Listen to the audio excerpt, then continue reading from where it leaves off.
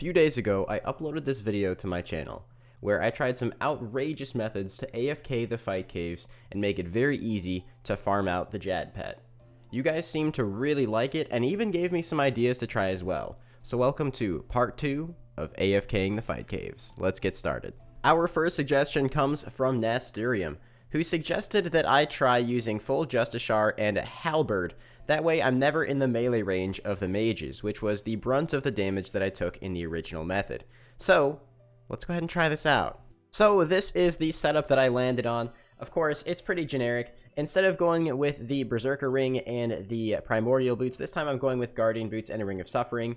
I didn't really need these with the Ellie, but I don't have a shield, so I feel like the other things just smacking me down might be an actual problem. The best part about this setup isn't just the fact that I get to actually use a weapon that's otherwise pretty much dead content, but believe it or not, this setup is actually less than 70 million GP. So if this works, this is something that other people can actually do as well. To those of you who don't know, halberds actually have an attack distance of 2 tiles, as opposed to every other melee weapon, which is just 1 tile. Now, that's the entire point of this method. Stay within the 2-tile radius of all the creatures instead of immediately in their melee vicinity where possible. That way, I don't have to worry about getting punched in the face by the mages, which has a max hit of 54. There is one problem with this method, though. The problem is really simple. Sometimes when you're attacking a creature, you'll get pulled within the proper distance of the max range of your weapon. This applies to ranged and magic as well. However, other times, it'll pull you an extra tile in, and in this circumstance, that extra tile pulls me into the melee range of creatures. Now, you might be wondering why this happens, and it's simply because when you're walking, you move 1 tile per tick. When you're running, you move 2 tiles per tick. I slowed down the footage in the background so it's easier to tell, but the solution to this problem is simply to turn off your run energy. And yes, not only am I trying to AFK the fight caves with a crystal halberd, I'm trying to do it while walking the entire time. I did bring my scythe for Jad specifically, but we made it through all of the non-mage waves, and honestly it was a little bit rough. I would probably recommend maybe even just praying melee for the beginning part of this, just to avoid that little chance of RNG. But so far the method works. As long as I'm walking, there shouldn't be a problem unless one of these things actually spawns on top of me. Okay, so we're past wave 40 now, and I can definitely tell you we are not breaking any records with this time. We are already well over 30 minutes into this cave, and we are only on wave 41. So this is looking like it's probably going to be over 1 hour for this method. But it's working so far. Our HP is dipping a little bit, and I'll occasionally click the spec orb in between drinking my restores and stuff when I am actually clicking on the screen. So I guess you can take advantage of that. Getting to some of the more risky waves now. This is the part where whatever I end up targeting first is kind of the main concern.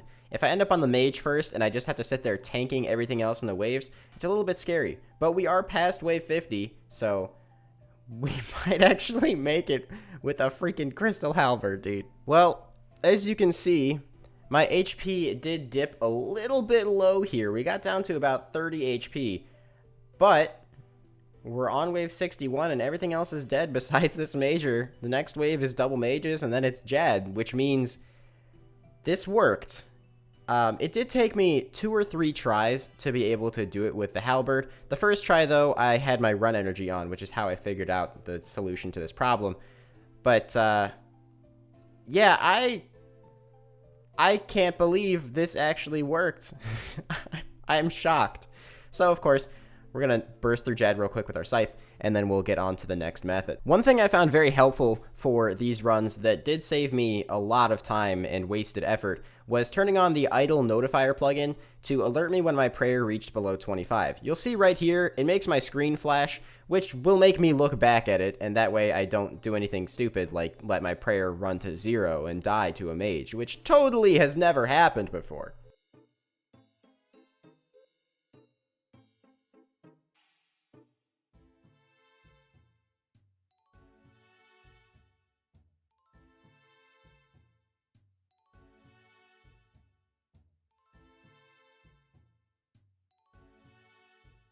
Well, this completion time is certainly nothing to write home about. 66 minutes done with a crystal halberd. I'm amazed that that worked. Let's move on to the next method. So there's a new armor that came out recently called the Bloodbark armor, and I'm wearing it right now. Originally, I wanted to take this into the fight caves and try it out because each piece gives you a bonus of 1.5% on the healing of your blood spells, which sounds really, really good. But when you think about the fact that by wearing this, not only am I missing out on 2% magic damage for each piece of Ancestral, but I'm also not wearing the Tormented Brace, which is an additional 5% magic damage. It doesn't sound nearly as good, and you might think that gets made up for by its defensive bonuses, but if you look at the difference, it's actually pretty much negligible, the difference between these two. So I'm probably just not going to use it unless the Ancestral run goes like super, super well. But I don't know about that. I also might experiment with switching out some things like maybe wearing the face guard and the guardian boots, because as you can see, I gain a ton of range and melee defenses for switching these out at the cost of very minimal magic accuracy and magic damage. So I'm not sure. So I think this is the setup we're going to go with for now. I'm going to be using Divine Battle Mage potions instead of the Imbued Heart, just because the Imbued Heart wears off too quickly. I don't think it's worth using. Plus, I need the defense levels from the Battle Mage potions. And then, of course, the T-Bow is for Jad, because Jad has a disgustingly high magic level, and I really don't see Mage working on him at all. So I started this cape and actually walked away from my computer for about 8 or so minutes. And we didn't have any problems.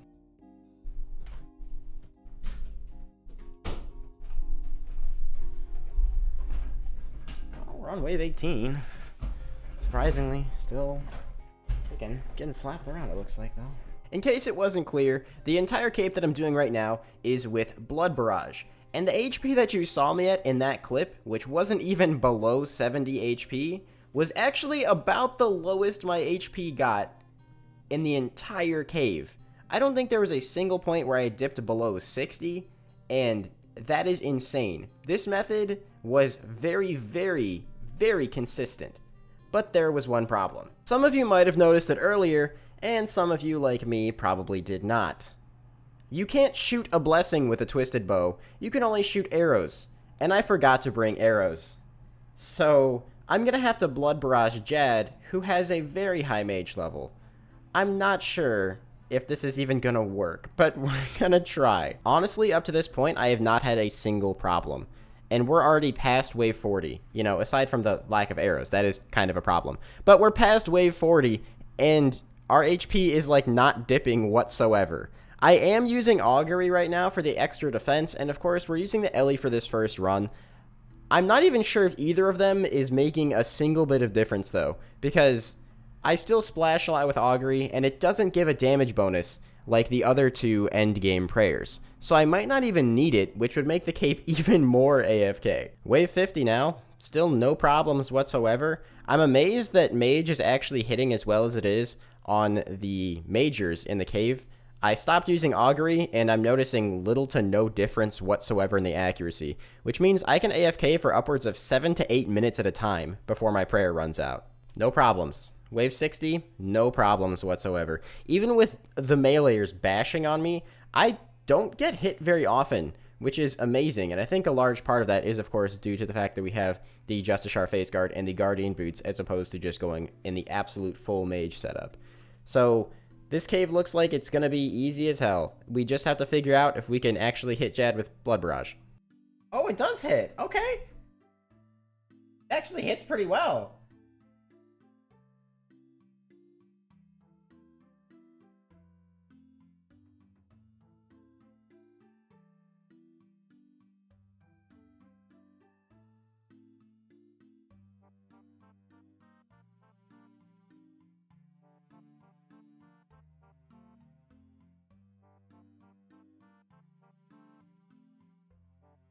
Again, we're not breaking any records with the time that we're about to get here, over 60 minutes, but we did a full cape with Mage, including Jad, and experienced little to no problems whatsoever, which is crazy.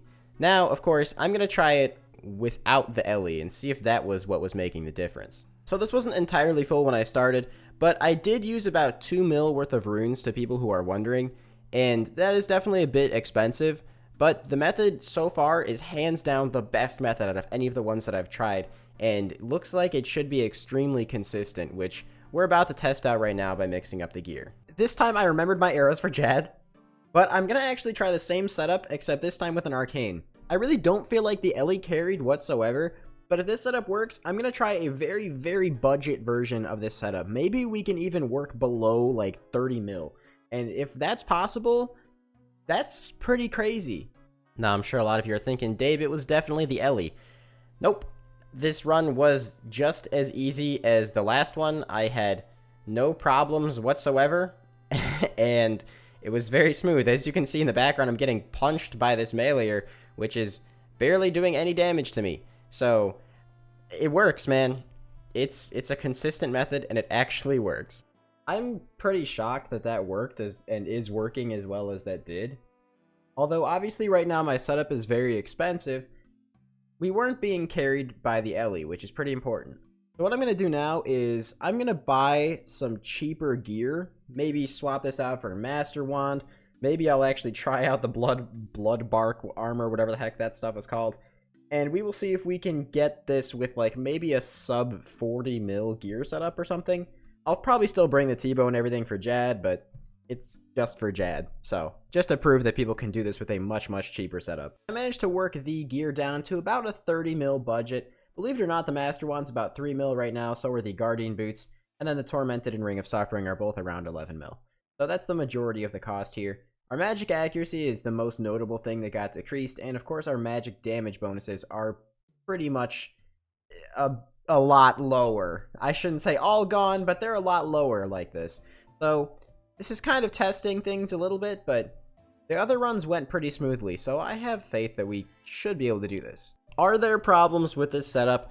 Definitely yes. I have to emphasize the DPS loss of not having a Kodai and not having the Ancestral is very, very noticeable. However, it's still working. It's just pretty substantially like 10 to 20% slower.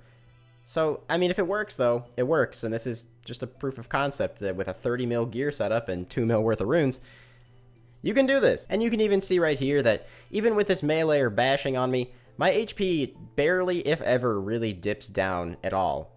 And it's just because the defensive bonus of having that crystal shield makes a pretty big difference. And the reason I used Arums over Bloodbark is similar. The magic accuracy is just way more important than the extra 3 to 5% whatever extra healing that I would get. It's just not worth ever using, honestly. So Arums over Bloodbark. Though there were definitely some lower HP moments in this cave, I don't think there were ever any close calls to the point where I was genuinely worried about dying. So yeah, not really much of an issue with using a 30 mil setup. It's just the fact that the Blood Barrage spell is so overpowered, but it is also very expensive. Again, emphasizing the fact that I'm spending probably about 2 mil, and on this run about 2.5 mil on runes per run. But the AFK ability, I would say, is definitely something to factor in. Alright, so I'll be the first to admit that it's 72 minutes and 28 seconds is definitely not the fastest cape in the world. However, this gear is, it's budget. I mean, like, I know 35 mil-ish isn't cheap to everybody, but a 35 mil setup for, like, what you're using for the vast majority of all the waves, of course, aside from Jad, that's incredible. That's actually incredible. So this is the last setup that I want to try this video, and that is the Saying Staff. Now, the reason I want to try this over Blood Barrage is because I feel like the DPS of the Saying Staff is just substantially better, but the problem is that since it's not a 100% heal chance, it takes us down the same path as the Blood Fury, where RNG is probably a pretty substantial factor. Regardless, I still want to try it just to see if it'll work. Some of you might be surprised, and others not so much to find out that yes, just like the other mage methods in this video, the Saying Staff does work. However, I would not recommend this over Blood Barrage because the cape speed was almost exactly the same, and I still did get slapped around pretty hard.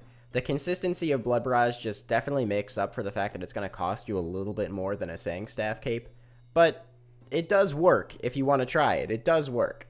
I even, once again, forgot arrows for Jad, so I killed Jad with the Saying Staff, and honestly, it was better than I expected. It did heavily outperform Blood Barrage here, so I guess that's one more upside of it, although this is a pretty niche situation. Still, interesting to find out that it worked.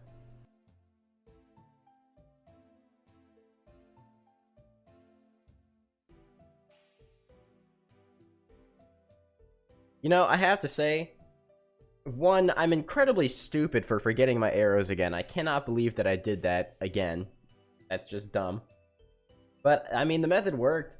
I honestly didn't have too much hope for the Saying Staff just because the RNG healing is sometimes very spotty, and with low defense, I could have very easily, you know, any of those times that I got low health, I could have very easily died. So I wouldn't really recommend doing this if you're trying to just AFK some fire capes. I would say just do the Blood Barrage method. The best part about this is, since Augury is an incredibly weak spell, or I guess prayer overall, I wasn't camping it. I was literally just camping Pray Mage, and even with minimal prayer bonus, you can leave Pray Mage up, at least at 99 prayer, which is what I have, for upwards of 7 to 8 minutes with the prayer bonus that I have. So this is actually on the more AFK side of things if you're just blood barraging.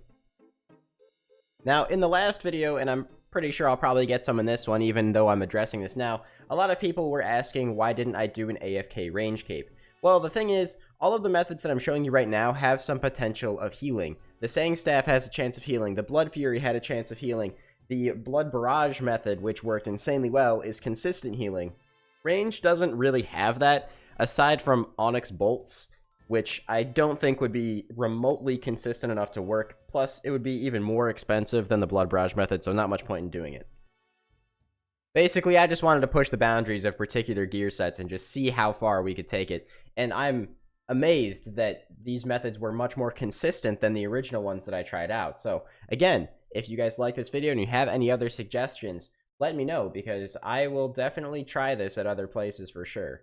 I don't think I'll be able to AFK quite as hard at any other content in the game, but this was really fun, and I have been just putting in tons of time trying to make videos like this. So, again, leave a like, comment, subscribe to the channel, and ring the bell, and I'll see you guys tomorrow with my Hardcore Iron Man maxing stream.